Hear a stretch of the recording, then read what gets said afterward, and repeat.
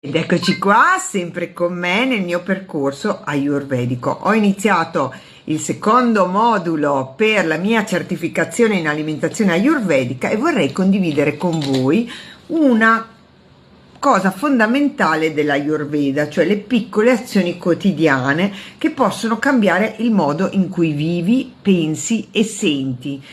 Non serve la perfezione, serve la presenza. Se ogni giorno trovi anche solo un momento per respirare, cucinare con calma, ringraziare per ciò che hai, che stai già cambiando la tua vita.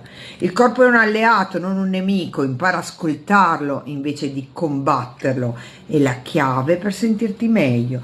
La serenità è un percorso, non una meta. Saranno giornate facili, giornate difficili, ma ogni volta che torni alla routine di benessere stai rafforzando le tue radici.